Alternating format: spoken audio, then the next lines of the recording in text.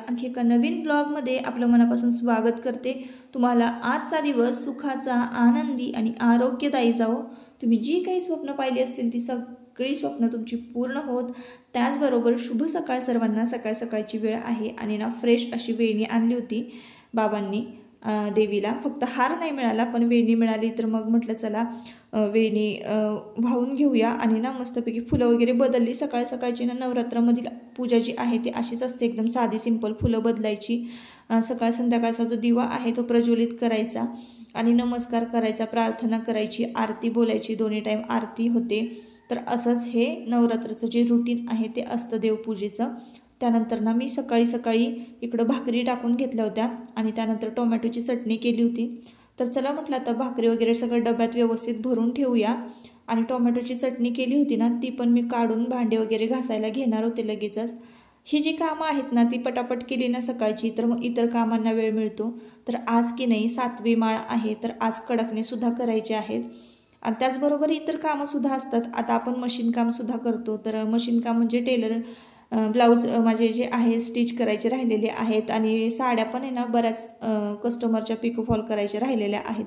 तर त्या कामांना ना एक्स्ट्रा वेळ लागतो, म्हणून सकाळची एवढी गडबड होते। तर असो ताईंनो, इकडं की नाही टोमॅटोची चटणी जी आहे ती मी एका बाजूला काढून ठेवली आणि झाकून ठेवून देणार आहे। त्यानंतर ना मी तुमच्याबरोबर आज मस्त अशी भाताची रेसिपी शेअर करणार आहे। जर भातासाठी समजा आता आपण पावट्याचा भात करतो, वाटाण्याचा भात करतो, मसाले भात म्हणजे पुलाव वगैरे करतो गाजर वगैरे घालून, फ्लावर घालून, पण हे जर आपल्याकडं काहीच नसेल, आपण आठवडी बाजार केला नसेल, तर मग आपल्याला पातळ भाजीलाही काहीच नसेल ना, तर मग हे ऑप्शन बेस्ट आहे। तर बटाटे असतातच प्रत्येकाच्या घरामध्ये, तर 2 जरी बटाटे असले ना तरी सुद्धा भात एकदम मस्त होतं बरं का। तर मी इथं बघा कढई घेतलेली आहे आणि त्यामध्ये ना 2 चमचे तूप घालायचं आणि बटाट्याचा भात कधी पण तुपातच करायचा, खूप टेस्टी लागतो आणि अगदी झटपट रेसिपी शेअर करते मी तुमच्याबरोबर। तुपामध्ये मी मोहरी घातली, त्यानंतर जिरं घातलं, कढीपत्ता घातला आणि चेचलेला लसूण जो आहे तो घातलेला आहे। मस्तपैकी छान हलका फ्राय करून घ्यायचा लसूण आणि थोडंसं लाल तिखट आपल्या घरामध्ये असेल ना ते घालायचं। आता तुम्हाला कसं कमी जास्त त्याप्रमाणे तुम्ही घाला।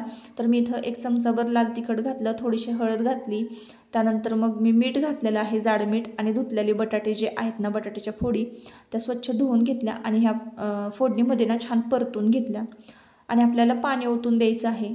इतकी सोपी आहे ही भाताची रेसिपी, अगदी कोणीही करेल। तर आणि इकडे तांदूळ निवडून ठेवले होते ना, तर ते सुद्धा स्वच्छ धुवून घेतले आणि बटाट्याला एक 5-10 मिनटं ना असंच उकळी काढून घेतली, म्हणजे तो निम्मा अर्धा शिजतो आणि मग राहिलेला जो निम्मा अर्धा आहे 50% बटाटा शिजायचा राहिलेला असतो ना तो भाताबरोबर तांदळाबरोबर शिजतो।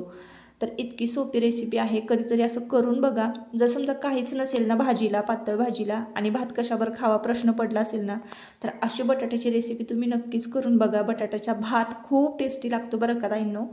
आणि ना थोडंसं पाणी लागेल तसं घालायचं आणि झाकण ठेवून द्यायचं, खूप टेस्टी लागतो। तर इकडं की नाही भात वगैरे बटाट्याचा घातला आणि टोमॅटोची भाजी झाली होती, भाकरी झाली होत्या, बऱ्यापैकी सगळा स्वयंपाक झाला होता।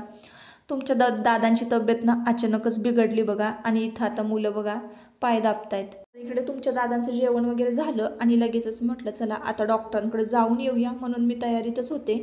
तर भात घातलेला आहे शिजायला, चला म्हटलं थोडासा भात ना हलवून घेऊया। अधूनमधून भात हलवला नाही की खाली चिटकत नाही आणि मग छान एकसारखा शिजतो। जर तुम्ही सुट्टा भात शिजायला घालत असाल असा कढईमध्ये किंवा पातेल्यामध्ये ना, तर अधूनमधून हलवणं गरजेचं आहे। आणि जर तुम्ही कुकरमध्ये घातला ना तर मग पटकन शिजतो, पण कुकरचा भात ना चवीला थोडा वेगळा लागतो आणि असा उघडा शिजवलेला भात आहे ना चवीला थोडा वेगळा लागतो। त्यामुळे मग पटकन आता इकडे भात शिजवून घेतलेला आहे आणि आताच पटकन आम्ही डॉक्टरांकडे जाऊन येतो।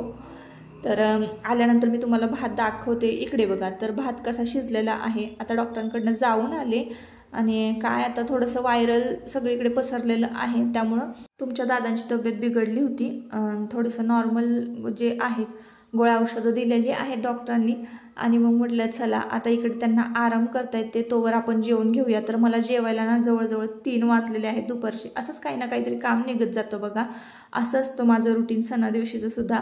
तर मस्तपैकी आज ना बघा भजी होती, तर भजी विकत आणली होती बाबांनी आणि टोमॅटोची चटणी, भाकरी आणि मसाले भात अशी आजची थाळी होती। आणि असं साधं सिंपल पण जेवण ना खरंच खूप पोटभर असं म्हणजे जातं बरं का, पण फक्त टायमिंगवर पाहिजे। आज खूप उशीर झाला होता जेवायला, 3 वाजले होते आणि भात पण बघा तुम्ही किती छान सुट्टा आणि बटाटा पण बघा किती छान मऊसूत शिजलेला आहे। तर अशा पद्धतीनं तुम्ही भात कधी पण करून बघा, किती छान मस्त चवदार लागतो बरं का। असो आता तुम्हाला मी डायरेक्ट किती संध्याकाळीच भेटते, तर चला म्हटलं तुमच्याबरोबर कडाकण्याची रेसिपी शेअर करूया। आधीमध्ये बरेच कामं झाले, जसं की कपडे धुतलेले असतात ते घडी घालून ठेवायचे असतात, कपाट थोडंसं आवरून ठेवायचं असतं, बेडरूम वगैरे आवरायचं असतं, असं काही ना काहीतरी काम चालूच असतं माझं। तर मी जी वाटी घेतलेली आहे ना पितळची, ती 1 वाटी बेसन पीठ घ्यायचं आहे आपल्याला आणि 3 वाट्या गव्हाचं पीठ घ्यायचं आहे आणि हे सगळं व्यवस्थित चाळून घ्यायचं आहे। इतकी सोपी ही रेसिपी आहे। तर 7व्या दिवशी की नाही आमच्याकडे कडाकणी केली जातात, 8व्या दिवशी धपाटी आणि 9व्या दिवशी पोळ्या असतात, म्हणजे 9व्या दिवशी घट हलवला जातो आणि दसऱ्याच्या दिवशी मग गोड काही केलं तरी चालतं, किंवा आता यावर्षी तर कसं दसऱ्याच्या दिवशी गुरुवार आलेला आहे, त्यामुळे आम्ही गुरुवारचं काही नॉनव्हेज वगैरे करत नाही। बऱ्याच ठिकाणी ना गुरुवारी दसऱ्याच्या दिवशी ना नॉनव्हेज केलं जातं, आम्ही गुरुवारी खात नाही, त्याच्यामुळं मग त्याच्या दुसऱ्या दिवशी असं आहे। म्हणजे श्रावण जेव्हापासून पाळायला सुरुवात होती की नाही, जेव्हापासून श्रावण लागतो तेव्हापासून आम्ही खात नाही, दसरा झाल्यानंतरच, आधीमध्ये खाल्लं तर खातो, ते पण बाहेर, असं आहे। तर चला आता मी तुम्हाला रेसिपी सांगते झटपट। तर इथं बघा मी पीठ दळून घेतलेलं होतं गव्हाचं, आता घरातलंच आहे, घरी दळलेलं, त्यामुळं चाळायची गरज नाही, पण चाळलं ना तर खूप छान खुसखुशीत होतात आणि अगदी झटपट होतात कडाकणे चहावर खायला तुम्ही खरंच इतके मस्त लागतात ना, आणि कुठंही घेऊन जाऊ शकता। म्हणजे तुम्हाला जर बाहेर न्यायचे असतील ट्रिपला वगैरे चहाबरोबर खायला म्हणा, किंवा असंच भूक लागली आधीमध्ये खायला, तर एकदम बेस्ट आहे। ज्यांना मैदा वगैरे पचत नाही, तर मी ही जी वाटी दाखवलेली 1 वाटी बेसन पीठ आणि 3 वाट्या गव्हाचं पीठ घेतलेलं आहे, तीच वाटी भरून गूळ घेतलेला आहे आणि त्याच वाटीनं मी 2 वाटी पाणी घेतलेलं आहे। वेलची मेथी चेचून घेतलेली आहे, बारीक पावडर केलेली आहे आणि पिठामध्ये घातलेली आहे। त्यानंतर हे सगळं पीठ आपल्याला पटपट मिक्स करून घ्यायचं आहे आणि गुळाच्या पाण्यामध्ये मळून घ्यायचं आहे। गुळाचं पाणी मी थंडच घेतलेलं आहे, गरम नाही केलेलं, गूळ फक्त पाण्यामध्ये वितळवून घेतलेला आहे। गूळ ना प्लास्टिकच्या पिशवीमध्ये बारीक चेचून घ्यायचा, म्हणजे पाण्यामध्ये पटकन विरघळतो आणि गाळून घ्यायचा आणि या गुळाच्या पाण्यामध्ये ना हे पीठ मळून घ्यायचं आहे। पीठ आता थोडंसं घट्टसरच मळायचं आहे, जास्त पातळही नाही करायचं आणि जास्त घट्टही नाही मळायचं, जास्त कडकही नाही करायचं, जेणेकरून मग लाटता लाटता आपले हात दुखतील जर जास्त घट्ट पीठ असेल तर अशा पद्धतीनं आपल्याला ना पीठ मळून घ्यायचं आहे। तर दाबून दाबून बघा मी गोळा केलेला आहे। थोडं जरी हे पीठ झालं ना तर भरपूर सारी कडाकणे होतात, कारण कडाकणे करायला ना खूप पातळ अशी लाटावे लागतात कडाकणे, तेव्हा छान कुरकुरीत कडाकणे होतात। छोटीशी जरी गोळी घेतली ना तरी मोठा असा कडाकणा होतो त्याचा, आणि जवळजवळ एवढ्याच पिठाची ना मी बघा ताईंनो 70-80 कडाकणे केले होते आणि सगळ्या देवांना नैवेद्य दाखवून भरपूर सारे घरी राहिले होते। तर दिवाळीपर्यंत आता हे कडाकणे पुरतील आपल्याला, एवढंसं पीठ झालेलं आहे कडाकण्यांचं। त्यानंतर ना जेवणं वगैरे झाले, रात्रीच्या जेवणाला ना मी भरली भेंडी केली होती, जशी दुपारच्या जेवणाला टोमॅटोची चटणी केली होती आणि बटाट्याचा भात शिल्लक होता दुपारी केलेला, तर नुसत्या भाकरी टाकून घेतल्या होत्या, असं झटपट जेवण केलं होतं। जेवणं सगळ्यांची झाली, जेवण केलं ना त्यानंतर भांडी वगैरे सगळी घासून झाली होती, कट्टा वगैरे एकदम स्वच्छ क्लीन करून घेतला होता। आणि आता रात्रीची ना 10:30-11:45 हे टायमिंग होतं, थोडंसं उशीरच झाला होता मला हे सगळं करायला, पण म्हटलं चला आज तर केलीच पाहिजेत, कारण आज 7वी माळ आहे आणि उद्या की नाही आसल्याच्या मंदिरामध्ये जायचं आहे भवानी आईला आणि महालक्ष्मी देवीला सुद्धा जायचं होतं। तर म्हटलं चला नैवेद्य हा केलाच पाहिजे, म्हणून मग मी इतक्या रात्री हे कडाकणे लाटायला घेतलेले आहे।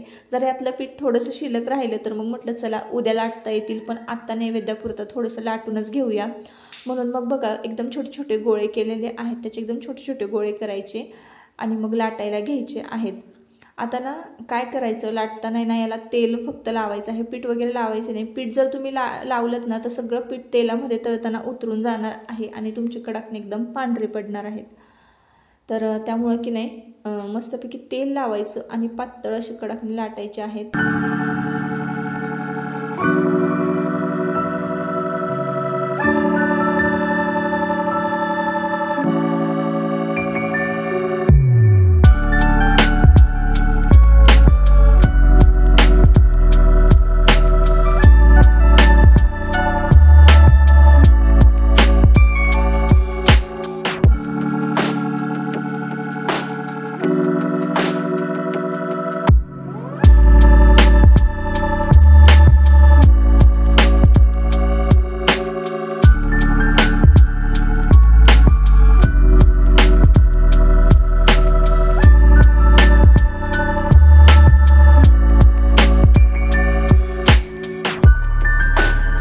काही जणांना प्रश्न पडेल की मी कट्ट्यावरच का लाटून घेतलेलं आहे कडकनं, तर पोळपाट खूप छोटासा आहे, त्यामुळं काही मला पोळपाटावर हे कडकने लाटता येणार नाही. खूप मोठी पोळी मी एकदम लाटून घेतलेली आहे आणि आता रात्र झाली ना, एक एक कडकनं लाटत बसलं तर मला खूपच उशीर होईल, 1-1:30 वाजत झोपायला. म्हणून मी मोठी अशी पोळी लाटून घेतली आणि डब्याच्या झाकणाने ना गोल गोल कट करून आता मी ते तळून घेणार आहे. मध्ये मध्ये ना त्याला होल पाडायचे आहेत, जेणेकरून आपल्याला ते कडकने व्यवस्थित त्याची माळ तयार करता येईल आणि देवाला बांधता येईल. तर अशा पद्धतीनं ना आज कडकण्यांची रेसिपी पूर्ण झालेली आहे आणि फायनली आता चला माझे कडकणे झालेले आहेत. चहाबरोबर खायला एकदम मस्त लागतात आणि एकदम हेल्दी आहेत. कुठल्याही प्रकारचा मैदा हे नाही आहे. गव्हाचे आणि बेसन पिठाचे हे कडकणे ना, याचा कधीही त्रास होत नाही, पित्त होत नाही, काय होत नाही. म्हणजे चहा बिस्किट खाण्यापेक्षा तर हे बेस्ट आहे. तर ही मी तुम्हाला टोपली दाखवत होते, एकदम बारीक विणकाम केलेलं आहे. तर एक मावशी येतात आमच्याकडे दिवाळीच्या टायमिंगला, तेव्हा मी दरवर्षी टोपली, सूप आणि केरसुणी त्यांच्याकडनं घेत असते. आता सध्या तरी ह्या गोष्टी खूप दुर्मिळ झालेल्या आहेत. प्लॅस्टिकच्या वगैरे टोपल्या निघालेल्या आहेत आणि ओरिजिनल बांबूच्या काड्यांच्या टोपल्या नाही मिळत आता. पण अशी काही माणसं जे आहेत ना की जी घरपोच आपल्याला देतात आणि दरवर्षा येतात, तर अशी काही माणसं मी जोडून ठेवलेले आहे की त्यांच्याकडून आपल्याला कुठलीही वस्तू जर घेतली, समजा पाटा, वरवंटा म्हणा, जातं म्हणा, तर अशा जुन्या ज्या वस्तू आहेत ना त्या एकदम ओरिजिनलच मिळतील अशी माणसं मी जोडून ठेवलेली आहेत. तर त्या मावशी त्यात जर आल्याच या दिवाळीला तर मी नक्कीच तुमची त्यांची भेट घडवून देईन. त्यांच्याकडे खूप छान छान वस्तू त्यांनी हाताने विणलेल्या असतात आणि ही टोपलीसुद्धा त्यांनी हातानेच विणलेली आहे आणि किती बारीक काम केलेलं आहे. त्याचं कुठल्याही प्रकारची काडी वगैरे हाताला लागत नाही, टोचत नाही. तर माझा असा विचार होता की ह्या वस्तू जर तुमच्यापर्यंत पोहोचवता आल्या ना मला, तर किती चांगलं होईल आणि त्यांना पण 4 पैशाची मदत होईल असा मी विचार करत होते. म्हणून तुम्हाला मी ही टोपली दाखवली. तर असं बघूयात आता पुढे. तर इथं कडकने मी आता तळून घेतलेली आहे आणि हे जे सूप आहे ना त्यालासुद्धा मला कलर मारून घ्यायचा आहे, जेणेकरून ते लॉंग टाईम टिकणार आहे असं आहे. तर पूर्वीच्या बायका आहे ना सुपाला शेणानं सारवायच्या, म्हणजे धान्य जे आहे ते व्यवस्थित त्याच्यामध्ये घोळलं जायचं त्या सुपामध्ये. तर असं होतं. तर असं आता आजचा व्लॉग असा होता आणि कडकने पण खूप छान कुरुम झालेले आहे. नेक्स्ट व्लॉगमध्ये मी तुम्हाला दाखवते. आता खूप रात्र झालेली आहे. तर आता स्वतःची काळजी घ्या, मजेत राहा आणि या व्हिडिओचा शेवट मी इथंच करते. परत आपण पुन्हा भेटूया नवीन एका व्लॉगमध्ये. तोपर्यंत स्वतःची काळजी घ्या, मजेत राहा. चला बाय बाय.